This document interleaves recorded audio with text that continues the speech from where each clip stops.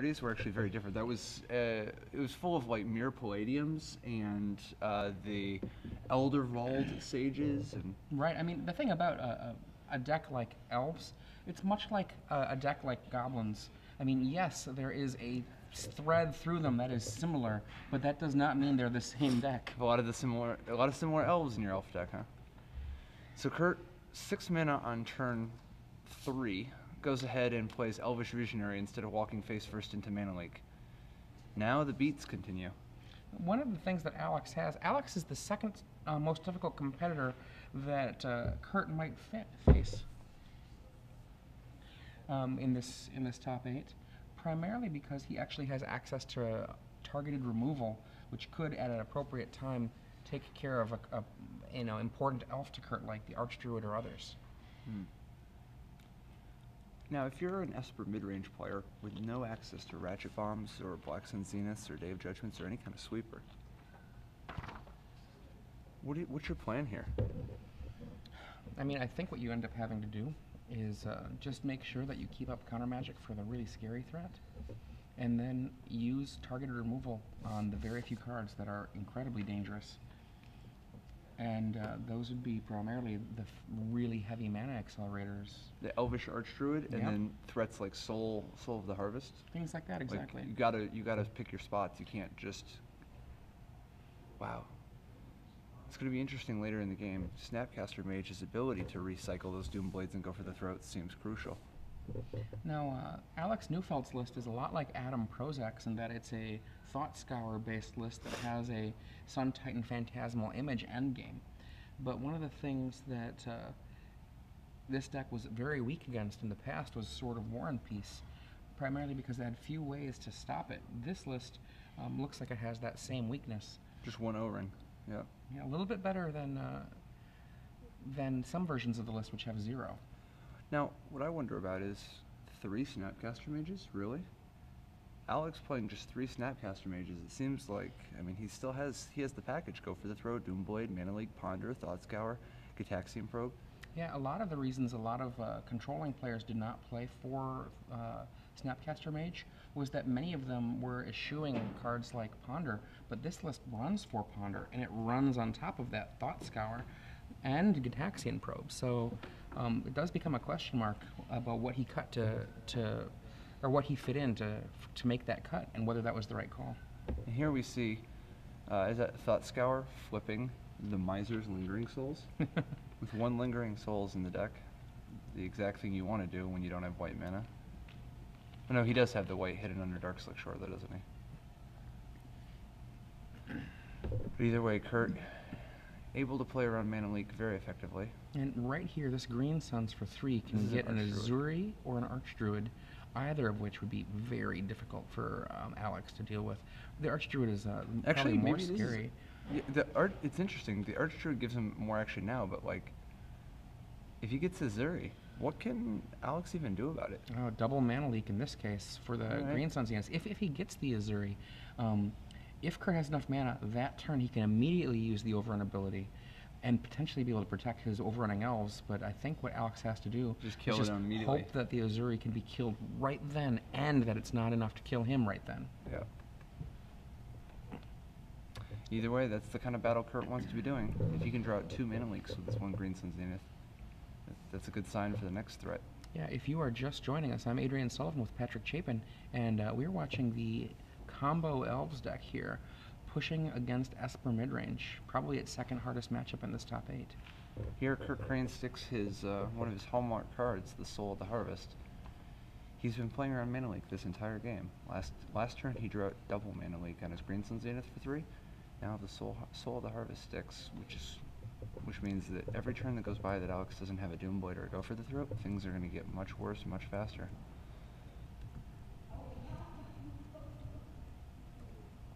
So Restoration Angel blinks Snapcaster Mage, which Alex uses as a Mana Leak, just to tap Kurt out.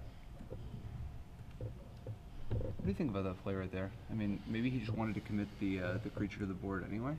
I mean, he needs to get something going that can serve as a quasi defense against these other guys. But why not Thought Scour yourself instead of Mana Leak? If you don't, Oh, he just already has it and just wants to prevent the cantrip? That could make sense, yeah. Hmm.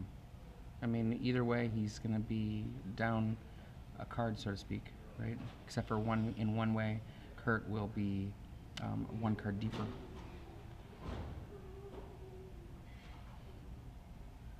Well, Okay. but, well, And the Mana Leak is basically dead at that point, right? but it's not a mana leak. It's a Thought Scour. Right, that's true. That's true.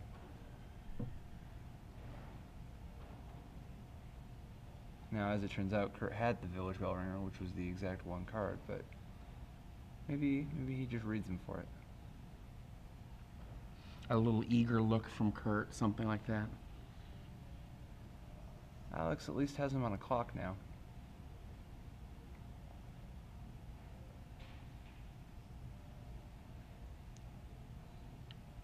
Ponder, fishy ponder. Now, what do you think about Alex's 25 land? It's always, it's always a little dicey with some of these decks to have to play more mana just because they have, less threats to work with. But he does have a much stronger endgame with Sun Titan topping out the deck. I guess I don't have too much of a problem with that, largely because it does make his ponders more scary in a certain point in the game. There's a better thing you can find. Yeah. Plus, he does 2 of the 25 are Vault of the Archangels, which can be. Those are spells, right? Like those are. But he doesn't have Moral on Haunt though. Here we so he's have. Not even.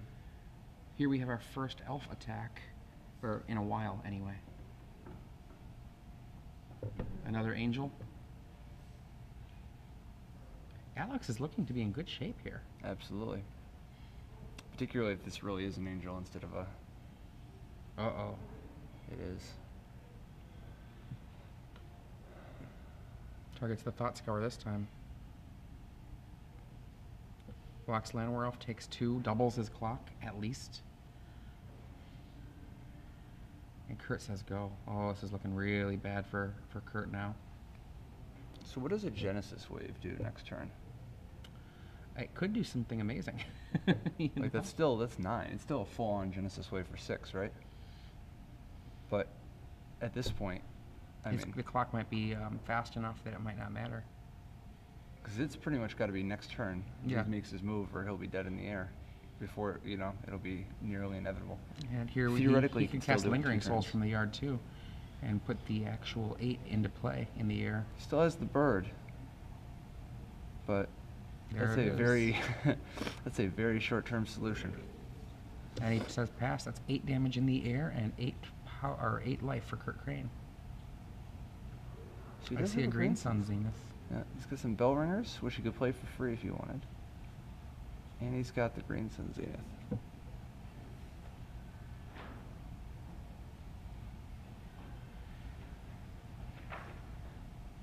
In the main deck, there are no Thrag Tusks or anything like that. He doesn't have anything that can stabilize in the air, right? Nothing in the air main deck. He can Restoration Angel, but he has to find it naturally. He obviously can't Green Suns for it. And unfortunately, he's a mana short of being able to Green Sun Zenith for a soul to harvest and start going off. Because he'd have, if he Green Suns for it, he'll only have 2 left, 1 too few for the Bell Ringer.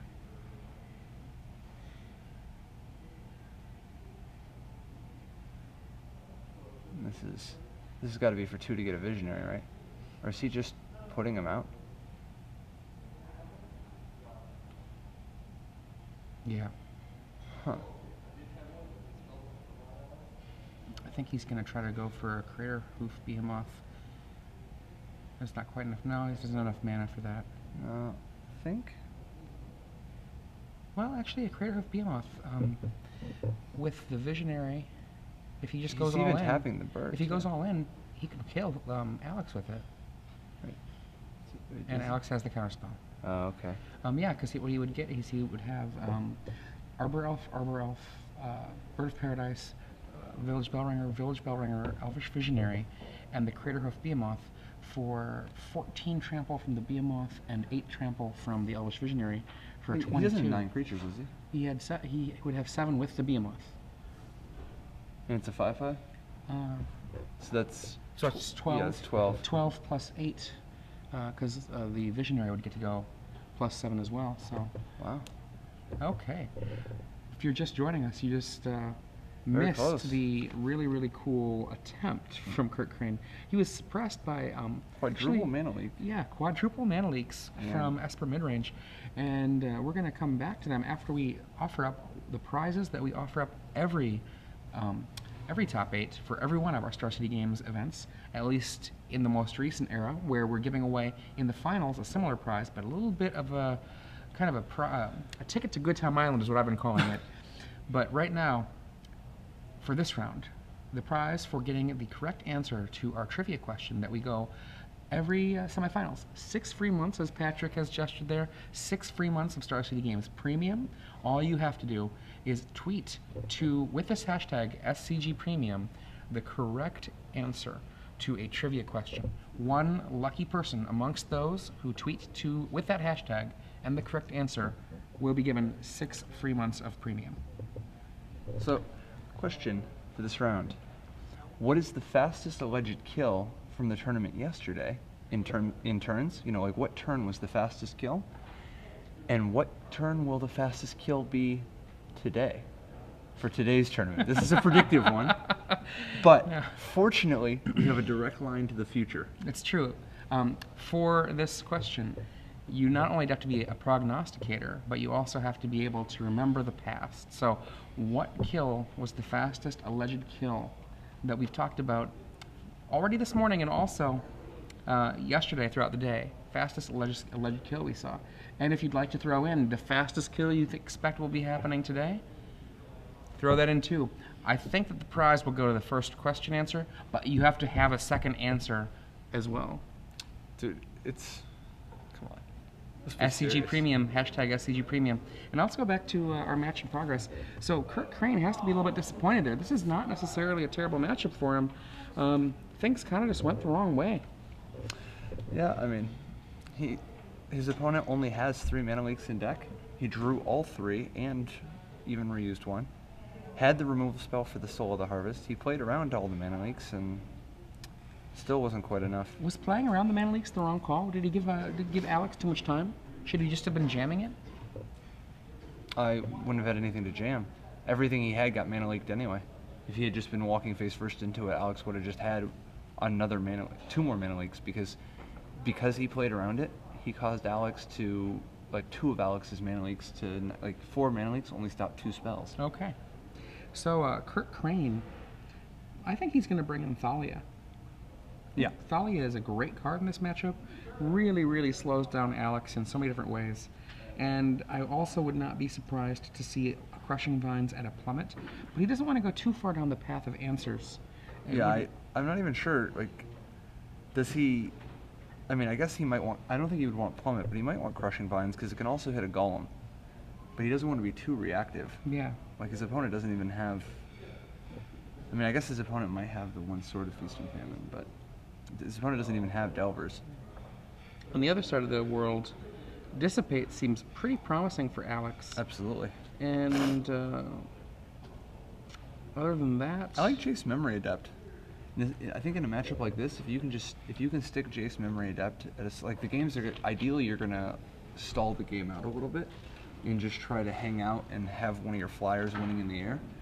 In a situation like this, Jace's ability to just give you an extra card every turn. I mean, his opponent's deck isn't super capable of taking a Jace off the table. Additionally, I actually like Negate. Now there isn't like a huge swath of targets, but 4 Green Sun Zeniths and 4 Genesis Waves are some high quality targets. Those are targets that you really don't want resolving. I also like Negate here. And then finally, Sword of Feast and Famine, just because it can help punch you through, but importantly, it's a nice tempo play. Around turn 5, it gives you a way to commit something to the board that can win the game for you without tapping out. Okay. Kurt He Crane. might even bring in another O-Ring, just to have another answer to Elvish Archdruid or Soul of the Harvest, you know? I think you will, because I don't think he needs a lot of this, like, he's got a lot of cards in his main deck, like, he can trim down on Sun Titan, and he doesn't need as much, he certainly doesn't need the Phantasmal images, you know? And the Blade Splicer, he can trim all these a little bit. Lingering Souls, even. As funny as it sounds, Lingering Souls is not super effective in this matchup. I mean, It's not the worst. It's still fine. like, what does it do for you, really? It, in this case, gave him one extra turn on the clock, but only because he was really fortunate in that he ended up milling it, Scouring it, yeah. and having it just be there for later when he was ready and had a million mana available. The top 8 of these, still best 2 out of 3. Kurt's deck very capable of winning from any position, so a good mana draw is pretty much all he's asking for. Doesn't look like he has any white mana though. Oh no, he does. Alex leading off with another Dark Slick Shore. Alex with no tragic slips here, and Kurt knows it. Oh my goodness. The quick turn 2 Thalia Thalia. and attack. Did he not play an Arbor Elf? I can only assume that there has to just be known Arbor Elves in his hand. He would. And image on Thalia. Oh, that's right. Well, good that he kept the images in for the Thalias to come. Jesus.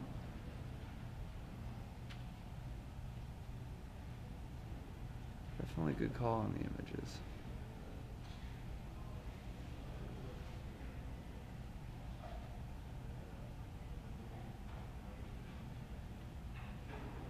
Okay, and looks like 2 more elves and take 1.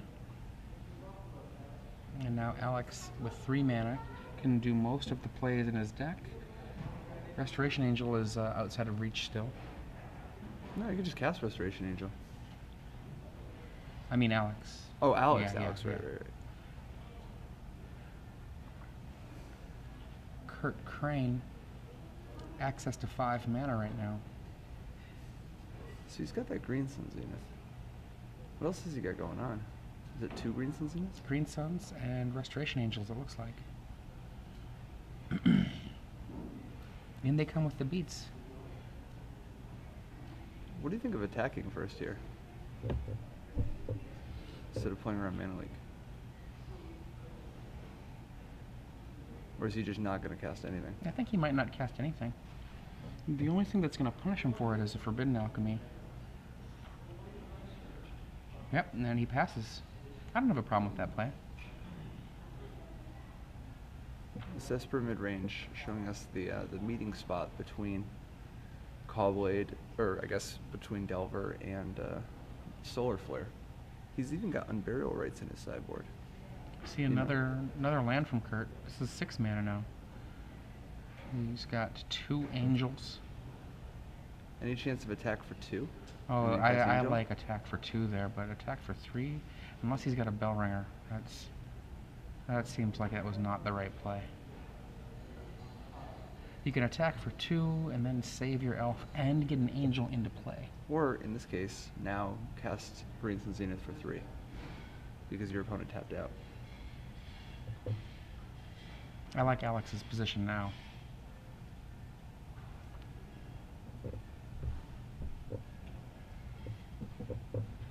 Esper midrange really emerged as a development off of kind of the Sam Black blue-white midrange list, which to my mind took some of Sam's ideas to their logical conclusions. When you said those shirts were falling apart, you meant the one you still have is falling apart. Green Suns for 2 from Kurt Crane. Everything's tight. I fixed it. 5 years old. A Green Suns for 2 for Elvish Visionary, perhaps? Yeah, at this point he's got enough Restoration Angels that he just wants to bite the bullet and get on with it. You know, get something out of those angels because he wants to block with them.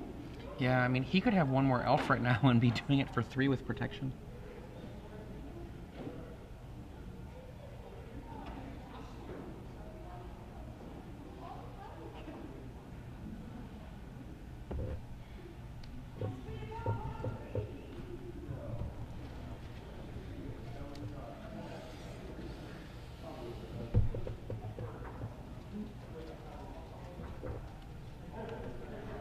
There is yet another Green Sun Zenith.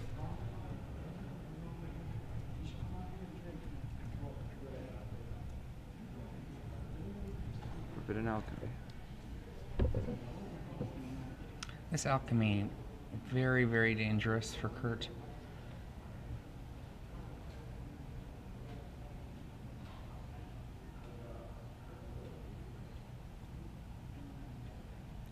Ponder, Mana Leak, and Thought Scour, I think, are passed by. 6 mana. 6 Sun Titan. mana. Sun Titan Phantasmal Image on the Sun Titan.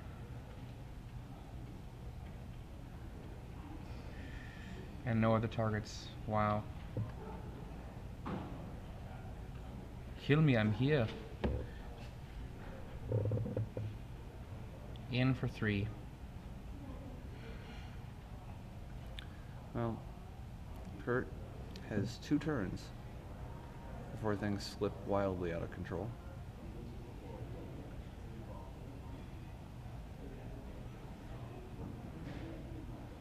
I think the first order of business is getting an Archdruid into play. The alternative is to just play Birds of Paradise and then Restoration Angel and Elvish Visionary. Looks like he needs the big mana. He figures he's got 2 turns. This turn he'll get as much mana as possible. Next turn he will go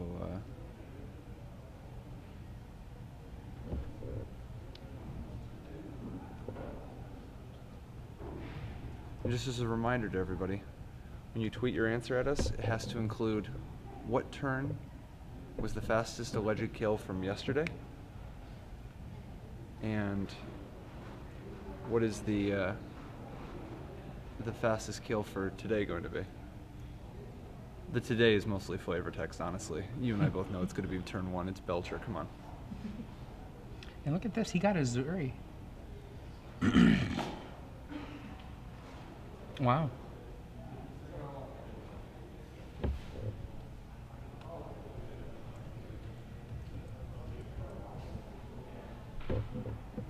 Look at, there's that vault for Alex. Yikes. Snapcaster Mage. Snapcaster Ponder? Yep, Snapcaster Ponder. What do you think of using Snapcaster for Ponder here, trying to look for a Doomblade or go for the throw instead of just saving it for a mana leak? I think it's not unreasonable. Oh wait, no, he went and got a Zuri, not Elvish Archdruid. Yeah. Alex is threatening a potential kill next turn. Seems In like comes everybody. And Phantasmal Image and Island. he tapped the vault. He could have left up mana for the Vault of the Archangel. 8, like 12 to 18 life here ensures that Azuri isn't doing anything. And also Phantasmal Image copying Azuri. What does that do? Oh, it's a legend. That's a legend.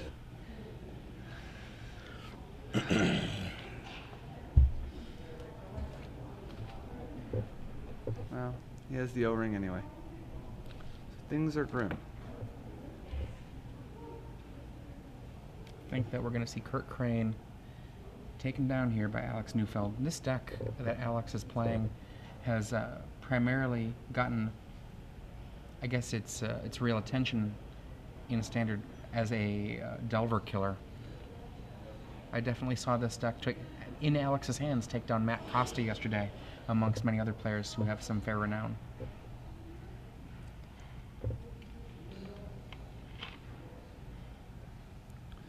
So he draws a Soul of the Harvest. He's got a few things to work with. There's a Birds of Paradise.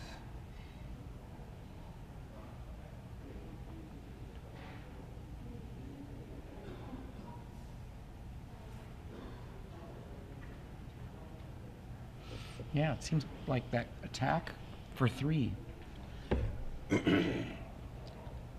That attack for 3 earlier was a pretty critical moment when he lost his Llanowar Elf to a Restoration Angel.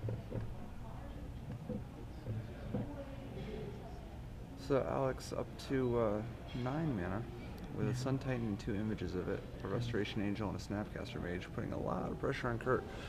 Kurt Crane, playing the breakout deck of the tournament, Alpha Wave, has Elvish Visionary, Birds of Paradise, Arbor Elf, Llanowar Elf, Restoration Angel, 5 land, several cards in hand. He's up against the ropes, but he still has a bunch of tricks up his sleeve. We saw a Soul of the Harvest and a Green Sun Zenith and a mystery card in his hand still. Still hoping for his namesake Genesis Wave.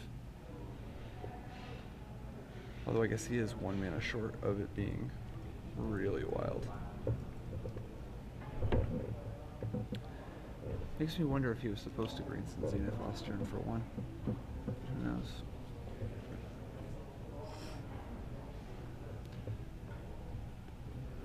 So he can, even if he crater hoofs, if he crater hoofs next turn, that's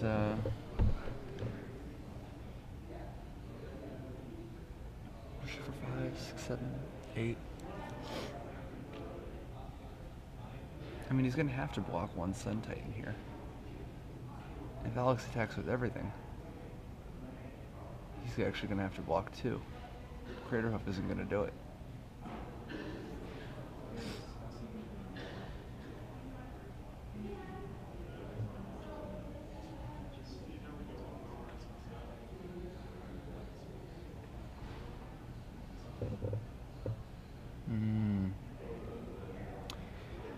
It has been pointed out that Sun Titan is in play, and Alex has only 1 white mana. Oh boy.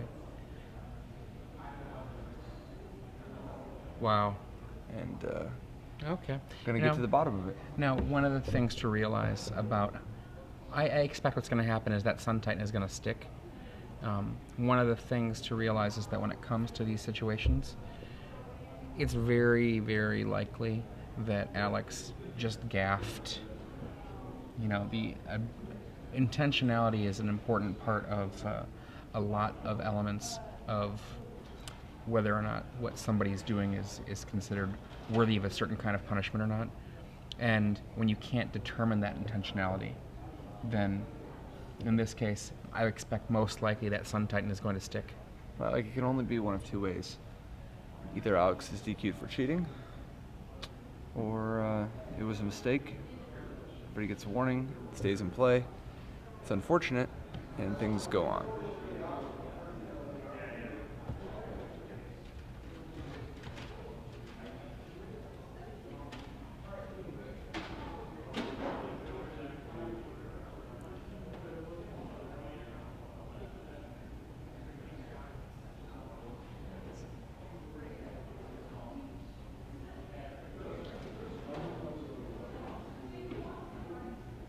Thank you to everybody in the Twitterverse who helped notify the judges of the situation.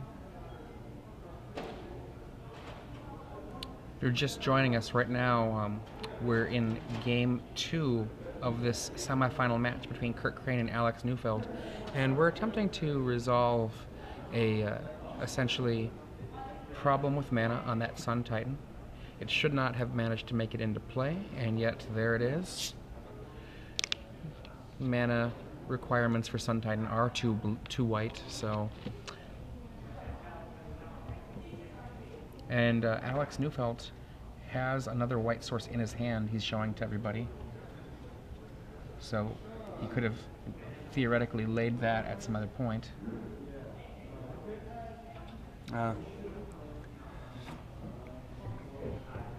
For what it's worth, obviously, you know, still a mix-up, but it is not the worst defense, particularly if you were a person who was doing it opportunistically earlier and didn't have it and then eventually drew the Glacial Fortress.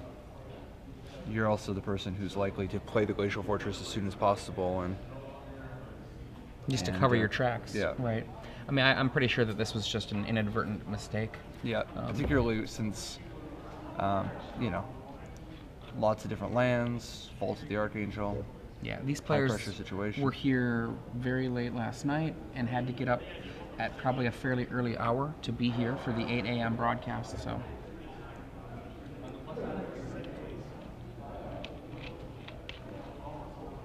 I don't know about you, Patrick, but I know I'm tired. 12 hours of Magic yesterday. These players were playing the whole time.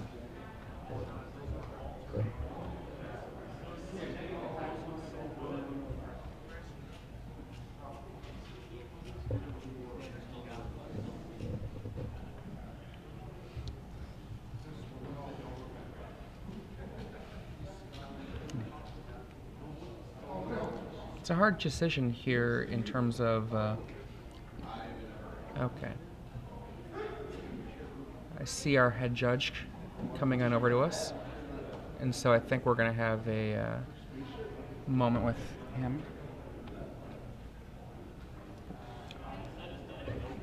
And he's going to just take a quick seat here to talk to us about what's happening. All right. Hi. How you doing? Yeah, I'm doing all right. You want to fill us in? So the situation we've got here is that we have a problem where Sun Titan was cast a couple turns ago without double white. We are now in a position where, if this happened in a regular position, we definitely couldn't rewind the game state to fix this, because we're talking about something that happened quite a long time ago, something where we have had quite a lot of game action going on, and we're not going to be able to back that up. I'm coming over here to check with you guys as we've got this on camera to see if you might be able to give us a little extra information about what might have happened, so I can attempt to back this up. But that's kind of the position now. I've told the player we probably aren't going to be backing up, but I want to check in with what you've got on video, if we might have some any additional information. So yeah, I guess. Yeah, I'm going to go over talk to your guy, and then I'll take a give look you at an the instant update. replay. Thank you very much. Wow. Magic in the era of the instant replay. You know, it's interesting because I think about moments in sport where instant replay was kind of viewed as a real negative to the game. What's interesting here is it may have been that his defense was that he had the Glacial Fortress the whole